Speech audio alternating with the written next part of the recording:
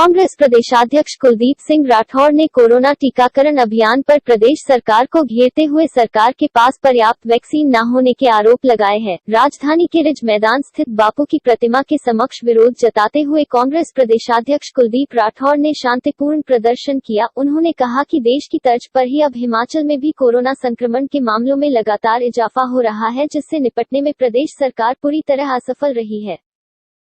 कहना चाह रहे हैं अभी आप? देखिए, हिमाचल प्रदेश में जो कोरोना महामारी है, देश की तर्ज पे रौद्र रूप धारण कर चुकी है। मौतों का आंकड़ा दिन प्रतिदिन जो है बढ़ता जा रहा है और स्थिति लगातार नियंत्रण से बाहर हो रही है। पूरे के पूरे गांव जो है वो संक्रमित हो रहे हैं। हालांकि सरकार ने कोरोना कर्फ्यू लगाया है, इसमें बहुत ज़्यादा विसंगतियाँ हैं, लेकिन फिर भी हम सरकार का जो है सहयोग कर रहे हैं। अभी जो टेस्टिंग है वो नाम मात्र की हो रही है। जो टेस्टिंग हो रही है उसकी जो रिपोर्ट है वो एक हफ्ते 10 दिनों बाद मिल रही है और ऐसी रिपोर्ट का जो है कोई मतलब नहीं रह जाता। हमारी मांग है कि जो टेस्टिंग है उसका दायरा बढ़ाया जाना चाहिए।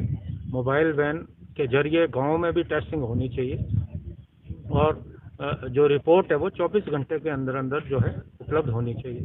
उसी तरह टीकाकरण का जो कार्यक्रम है वो बहुत ढीला चल रहा है। पहला टीका लगा, उस वक्त ये कहा गया कि अगला डोज जो है 42 दिनों के बाद जो है लगेगा और अचानक सरकार की तरफ से नोटिफिकेशन आती है कि उसको समय अवधि जो है 72 दिन बढ़ा के की जाती है। वो इसलिए क्योंकि सरकार के पास टीके उपलब्ध नहीं है। अब क्या 72 दिनों तक जो टीका पहला लगा है क्या वो तब तक काम कर पाएगा? किसी विशेषज्ञ की रिपोर्ट हो, डॉक्टर की रिपोर्ट हो तो उसको ये सार्वजनिक करें। लेकिन हमें ये लगता है कि सरकार के पास टीके हैं नहीं, इसलिए इन्होंने जो है समय अवधि को आगे बढ़ाया।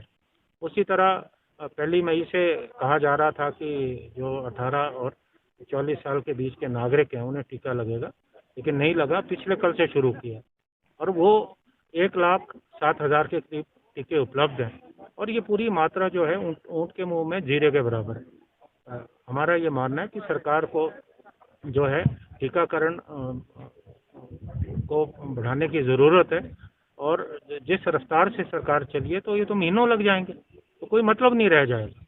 और अगर टीके की कमी आ रही है तो जिस तरह से कुछ राज्य ग्लोबल टेंडरिंग कर रहे हैं, विदेशों से टीके मंगा रहे हैं, तो उसी तरह सरकार को मंगाने चाहिए। इस वक्त पहली प्राथमिकता सरकार की होनी चाहिए कि किस तरह से अपनी नागरिकों की हम जान बचाएं। अस्पतालों में ऑक्सीजन की, दवाइयों की जो है कमी नहीं आनी चाहिए। उसके लिए सरकार को ठोस प्रबंधन की जो है ज़रूरत है।